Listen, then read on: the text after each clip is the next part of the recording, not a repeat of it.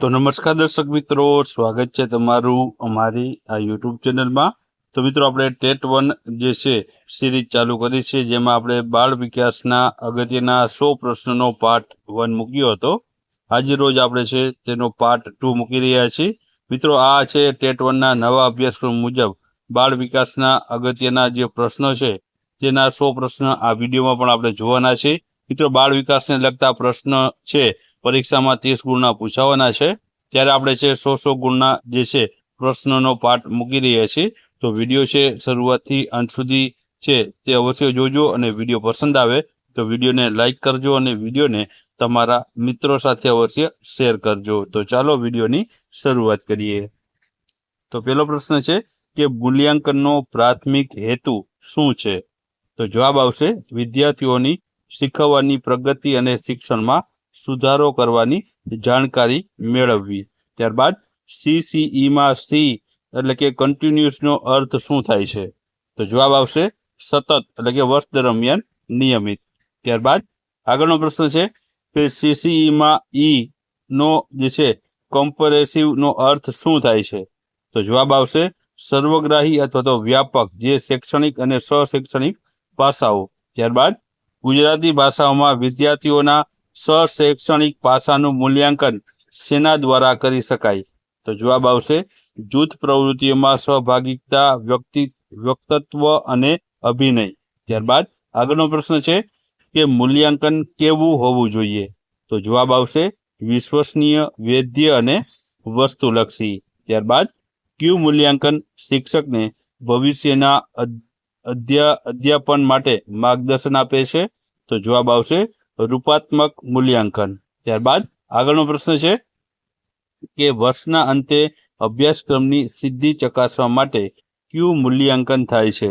તો જવાબ આવશે યોગાત્મક મૂલ્યાંકન।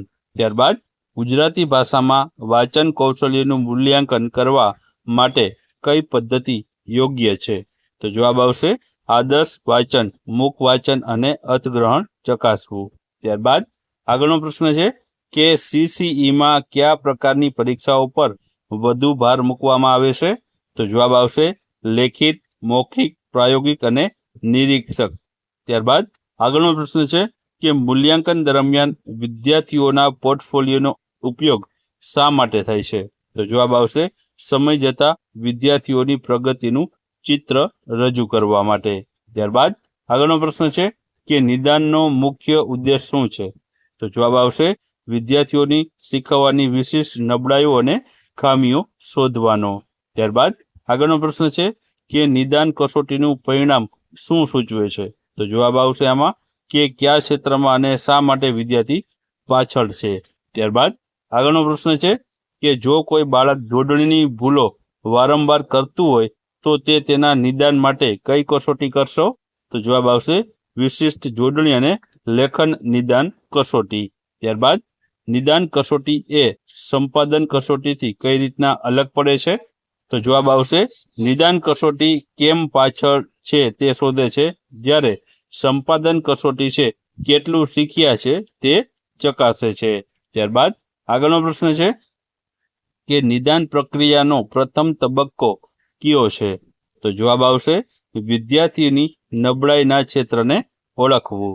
ત્યારબાદ નિદાન કસોટી પછી કયું પગલું લેવું અનિવાર્ય છે?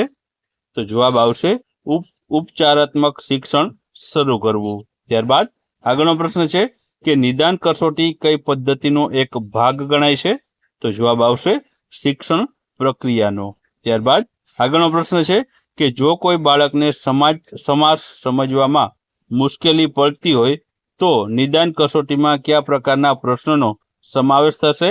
તો જવાબ આવશે સમાસ ઓળખ અને તેના નિયમ આધારિત પ્રશ્નોનો સમાવેશ થશે। ત્યારબાદ આગળનો પ્રશ્ન છે કે નિદાન કસોટીની રચના કરતી વખતે શું ધ્યાન રાખવું જોઈએ? તો જવાબ આવશે કૌશલ્યની નબળાઈના ચોક્કસ ઘટકો પર ધ્યાન કેન્દ્રિત કરવું જોઈએ। ત્યારબાદ આગળનો પ્રશ્ન છે કે નિદાન કસોટી સામાન્ય રીતે ક્યારે લેવામાં આવે છે? તો જવાબ આવશે સમય પર અથવા કોઈ વિષય વસ્તુ શીખવ્યા પછી જરૂર જણાય ત્યારે છે નિદાન કસોટી લેવામાં આવે છે. ત્યારબાદ આગળનો પ્રશ્ન છે કે ઉપચારાત્મક શિક્ષણ એટલે શું થશે? તો જવાબ આવશે નિદાન થયેલી નબળાઈઓને દૂર કરવા માટેનું વિશેષ માર્ગદર્શન અને શિક્ષણ. ત્યારબાદ ઉપચારાત્મક શિક્ષણ કયા વિદ્યાર્થીઓ માટે હોય છે? તો જવાબ આવશે શીખવામાં પાછળ રહેલા અથવા તો ચોક્કસ મુશ્કેલીઓ ધરાવતા વિદ્યાર્થીઓ માટે હોય છે. ત્યારબાદ આગળનો પ્રશ્ન છે કે ગુજરાતીમાં વાંચનની ક્ષતિ ધરાવતા બાળકને ઉપચારાત્મક શિક્ષણમાં શું કરવું જોઈએ? તો જવાબ આવશે ફ્લેશ કાર્ડ, મોટા અક્ષરોમાં વાંચન અને પુનરાવર્તન છે તેને કરવું જોઈએ. ત્યારબાદ ઉપચારાત્મક શિક્ષણ માટે વર્ગખંડનું આયોજન કેવું હોવું જોઈએ? તો જવાબ આવશે નાના જૂથોમાં અથવા તો વ્યક્તિગત ધ્યાન આપી શકાય તેવી રીતના છે આયોજન કરવું જોઈએ. ત્યારબાદ આગળનો પ્રશ્ન છે કે ઉપચારાત્મક શિક્ષણનો સમયગાળો કેવો હોવો જોઈએ? તો જવાબ આવશે નબળાઈ દૂર ન થાય ત્યાં સુધી છે જે છે સમયગાળો હોવો જોઈએ. ત્યારબાદ ઉપચારાત્મક શિક્ષણનું સફળતાપૂર્વક આયોજન કરવા માટે સૌથી પહેલા શું જરૂરી છે? તો જવાબ આવશે નિદાન કસોટીના તારણોનું વિશ્લેષણ કરવું સૌપ્રથમ પહેલા જરૂરી છે. ત્યારબાદ આગળનો પ્રશ્ન છે કે ઉપચારાત્મક શિક્ષણમાં શિક્ષકની ભૂમિકા શું છે? તો જવાબ આવશે માર્ગદર્શક, સહાયક અને પ્રેરક તરીકે ભૂમિકા રહેલી છે. ત્યારબાદ લેખન કૌશલ્યમાં મુશ્કેલી ધરાવતા બાળકને ઉપચાર માટે શું ઉપયોગી છે? તો જવાબ આવશે વારંવાર શ્રુત લેખન, સુંદર હસ્તાક્ષરની તાલીમ અને ગ્રાફિક ઓર્ગેનાઇઝેશનની. ત્યારબાદ આગળનો પ્રશ્ન છે કે જો કોઈ બાળક ભાષા સમજવામાં જે છે મુશ્કેલી અનુભવે તો ઉપચાર માટે તમે શું કરશો? તો જવાબ આવશે ચિત્રો, TLM અને વાસ્તવિક જીવનના ઉદાહરણો દ્વારા વિષય વસ્તુ સમજાવવું. ત્યારબાદ આગળનો પ્રશ્ન છે કે ઉપચારાત્મક શિક્ષણ પછી શું કરવું જોઈએ? તો જવાબ આવશે પુનઃ મૂલ્યાંકન દ્વારા નબળાઈ દૂર થઈ કે નહીં તે ચકાસવું જોઈએ. ત્યારબાદ આગળનો પ્રશ્ન છે કે સંપાદન કસોટીનો હેતુ શું છે? તો જવાબ આવશે એકમ અથવા તો અભ્યાસક્રમમાં વિદ્યાર્થીઓને કેટલું જ્ઞાન પ્રાપ્ત કર્યું તે ચકાસવાનો રહેલો છે. ત્યારબાદ આગળનો પ્રશ્ન છે કે સંપાદન કસોટી સામાન્ય રીતે કેવા પ્રકારની હોય છે? તો જવાબ આવશે યોગાત્મક અથવા તો રૂપાત્મક બંને હોઈ શકે છે. ત્યારબાદ આગળનો પ્રશ્ન છે કે મૂલ્યાંકન પ્રક્રિયામાં નિદાન, ઉપચાર અને સંપાદન કસોટીનો સાચો ક્રમ કયો છે? તો જવાબ આવશે નિદાન, પછી જે છે જે રાઈટ એરો ઉપચાર, પછી રાઈટ એરો સંપાદન, આ રીતના છે એનો સાચો ક્રમ છે. ત્યારબાદ જો સંપાદન કસોટીમાં ગુણાંક વર્ગના સરેરાશ સ્તર કરતાં ખૂબ જ ઓછો આવે તો શિક્ષકને શું કરવું જોઈએ? તો જવાબ આવશે શિક્ષણ પદ્ધતિમાં સુધારો કરવો જોઈએ અને ફરીથી એકમ શીખવવું જોઈએ. ત્યારબાદ આગળનો પ્રશ્ન છે કે CCEમાં સતત મૂલ્યાંકનનો ફાયદો શું છે? તો જવાબ આવશે નિયમિત પ્રતિપોષણ મળે છે અને તરત જ સુધારો જે છે કરી શકાય છે. ત્યારબાદ આગળનો પ્રશ્ન છે કે ગુજરાતી ભાષામાં સારા મૂલ્યાંકન સાધનનું લક્ષણ શું છે? તો જવાબ આવશે વૈધતા અને વિશ્વસનીયતા હોવી જોઈએ. ત્યારબાદ આગળનો પ્રશ્ન છે કે કસોટીની વૈધતા એટલે શું? તો જવાબ આવશે કસોટી જે હેતુ માટે બનાવાય છે તે હેતુને સિદ્ધ કરે. ત્યારબાદ આગળનો પ્રશ્ન છે કે કસોટીની વિશ્વસનીયતા એટલે શું? વિશ્વસનીયતા એટલે તો મિત્રો જવાબ આવશે એક જ કસોટીનું પરિણામ જુદા જુદા સમયે લેવાથી લગભગ એક સરખું આવે. ત્યારબાદ આગળનો પ્રશ્ન છે કે ગુજરાતીમાં મૌખિક અભિવ્યક્તિનું મૂલ્યાંકન કરવા માટે કયું સાધન વધુ યોગ્ય છે? તો જવાબ આવશે અવલોકન અને રેટિંગ સ્કેલ. ત્યારબાદ આગળનો પ્રશ્ન છે કે ઉપચારાત્મક શિક્ષણ પદ્ધતિમાં કયું પગલું સૌથી મહત્વનું છે? તો જવાબ આવશે વિદ્યાર્થીઓનું ભૂલોનું વિશ્લેષણ કરવું. ત્યારબાદ આગળનો પ્રશ્ન આપણે જોઈએ તો આગળનો પ્રશ્ન છે કે જો કોઈ બાળકને સાંભળીને લખવામાં સતત ભૂલો થતી હોય તો તેના માટે કયું શિક્ષણ અનિવાર્ય છે? તો જવાબ આવશે શ્રવણ કૌશલ્ય માટે ઉપચારાત્મક શિક્ષણ. ત્યારબાદ ફીડબેક જે છે કયા પ્રકારના મૂલ્યાંકનો અનિવાર્ય ભાગ છે? તો જવાબ આવશે રૂપાત્મક અને ઉપચારાત્મક. ત્યારબાદ આગળનો પ્રશ્ન છે કે ભાષા શિક્ષણમાં સીસીઈ દ્વારા કયા કૌશલ્યનું સતત મૂલ્યાંકન કરવું જોઈએ? તો જવાબ આવશે શ્રવણ, કથન, વાંચન અને લેખન, આ ચારેય કૌશલ્યનું. ત્યારબાદ આગળનો પ્રશ્ન છે કે મૂલ્યાંકનનો વસ્તુલક્ષી પ્રકાર એટલે શું છે? તો જવાબ આવશે મિત્રો આમાં જવાબ નિશ્ચિત હોય અને કોઈ પણ તપાસે તો પરિણામ બદલાય નહીં, એટલે કે MCQ. ત્યારબાદ આગળનો પ્રશ્ન છે કે ઉપચારાત્મક શિક્ષણ દરમિયાન શિક્ષકે કઈ વ્યૂહરચના અપનાવવી જોઈએ? તો જવાબ આવશે બાળકના સ્તર અને જરૂરિયાત મુજબ સરળ અને વૈવિધ્યપૂર્ણ પદ્ધતિ જે છે અપનાવવી જોઈએ. ત્યારબાદ એક જ વાર મૂલ્યાંકન કરવું તે કયા શિક્ષણ સિદ્ધાંતની વિરુદ્ધ છે?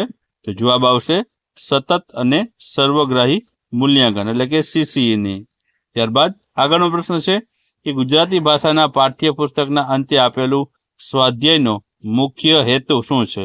તો જવાબ આવશે રૂપાત્મક મૂલ્યાંકન અને મહાવરો. ત્યારબાદ જો બાળક લેખન કસોટીમાં વારંવાર વિરામ ચિહ્નોની ભૂલો કરે તો તેના માટે ઉપચાર માટે શું જરૂરી છે? તો જવાબ આવશે લેખન દરમિયાન વિરામ ચિહ્નોનું મહત્વ સમજાવવું અને વાક્યનું બંધારણ છે તે સ્પષ્ટ કરવું.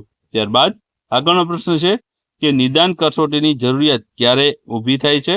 તો જવાબ આવશે જ્યારે વિદ્યાર્થી સતત રીતે શીખવવામાં મુશ્કેલી અનુભવે. ત્યારબાદ ઉપચારાત્મક શિક્ષણને અસરકારક બનાવવા માટે કયું પાસું સૌથી વધુ મહત્વનું છે?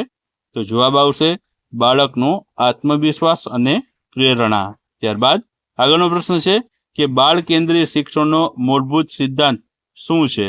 તો જવાબ આવશે બાળકની રુચિ, જરૂરિયાત અને ક્ષમતાને કેન્દ્રમાં રાખીને શિક્ષણ આપવું. ત્યારબાદ બાળ કેન્દ્રીય વર્ગખંડમાં શિક્ષકની ભૂમિકા કેવી હોય છે?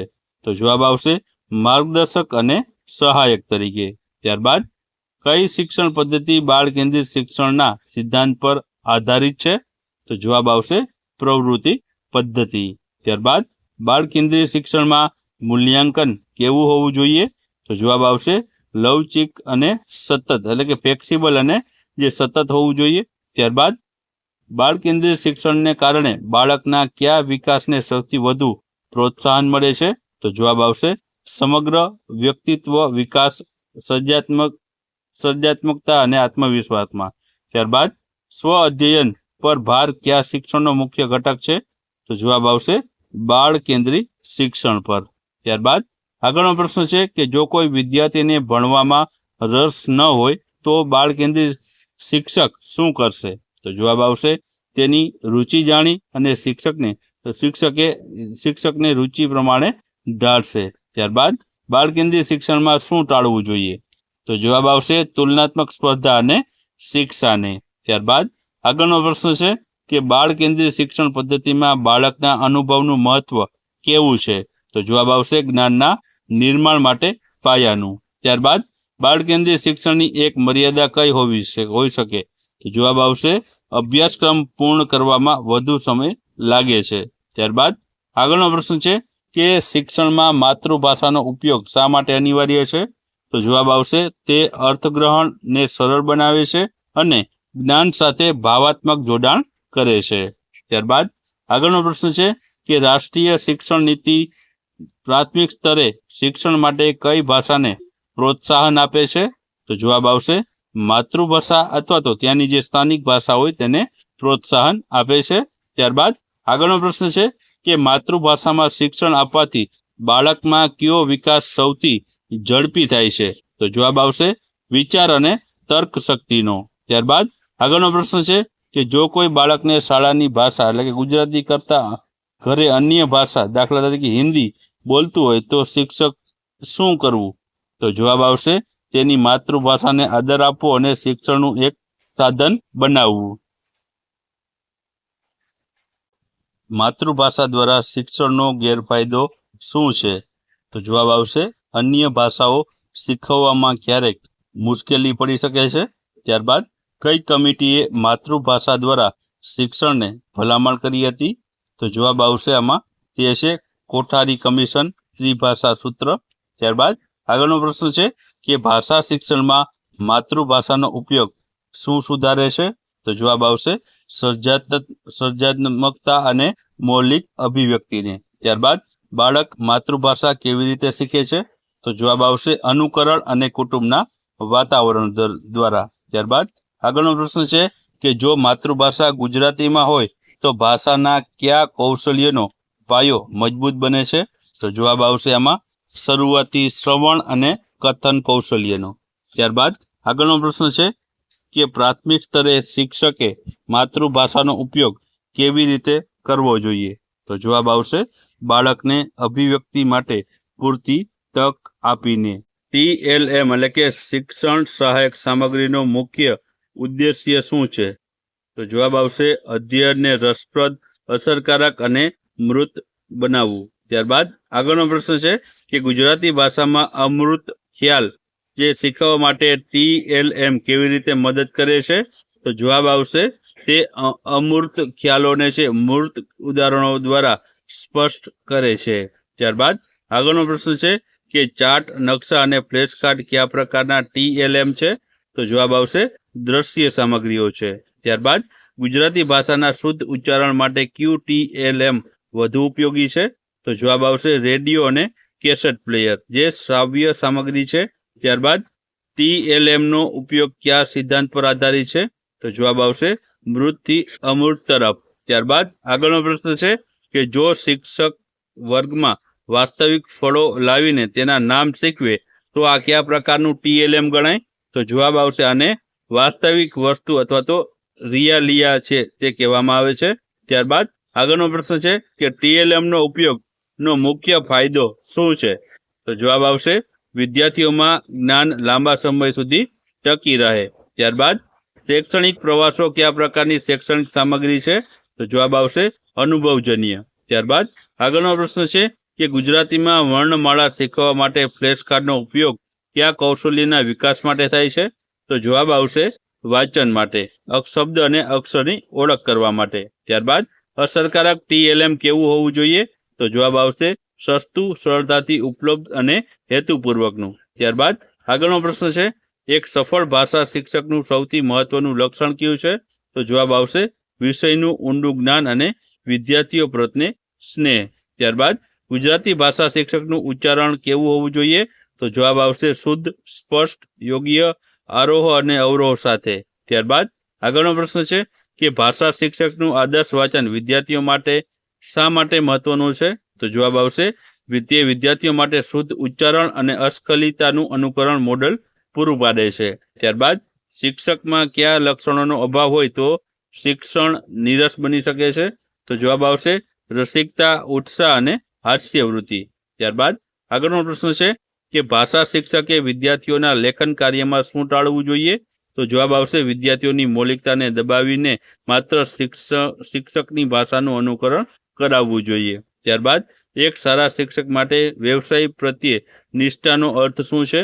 તો જવાબ આવશે અધ્યાપન કાર્યને પ્રતિબદ્ધતા અને સતત સુધારણા સાથે કરવું. ત્યારબાદ આગળનો પ્રશ્ન છે કે શિક્ષકે વર્ગખંડમાં ભાષાના કયા પાસા પર ભાર મૂકવો જોઈએ? તો જવાબ આવશે વ્યવહારિક ઉપયોગ અને અર્થગ્રહણ ઉપર. ત્યારબાદ શિક્ષકે કયા સિદ્ધાંતોને અનુસરીને શિક્ષણ આપવું જોઈએ? તો જવાબ આવશે બાળ કેન્દ્રિત શિક્ષણના અને જ્ઞાતથી અજ્ઞાત તરફના. ત્યારબાદ આગળનો પ્રશ્ન છે શિક્ષકની નિદાન ક્ષમતા શા માટે મહત્વની છે? તો જવાબ આવશે વિદ્યાર્થીઓને શીખવવાની મુશ્કેલીઓનું મૂળ કારણ શોધવા. ત્યારબાદ કયા પ્રકારના શિક્ષક વિદ્યાર્થીઓને સૌથી વધુ પ્રેરણા આપી શકે છે? તો જવાબ આવશે જે ઉત્સાહી છે અને વિદ્યાર્થીઓના પ્રગતિમાં વિશ્વાસ રાખે છે. ત્યારબાદ આગળનો પ્રશ્ન છે જો શિક્ષક TLM નો ઉપયોગ કરીને માતૃભાષા દ્વારા શિક્ષણ આપે છે તો તે કયા સિદ્ધાંતને અનુસરે છે? તો જવાબ આવશે બાળ કેન્દ્રિત શિક્ષણને. ત્યારબાદ જો માતૃભાષા દ્વારા અર્થગ્રહણ સરળ બને તો કયું કૌશલ્ય આપોઆપ સુધરે છે? તો જવાબ આવશે વાંચન કૌશલ્ય. ત્યારબાદ આગળનો પ્રશ્ન છે કયો ખ્યાલ બાળકની ગતિ અને ક્ષમતા મુજબ શિક્ષણ આપવા પર ભાર મૂકે છે?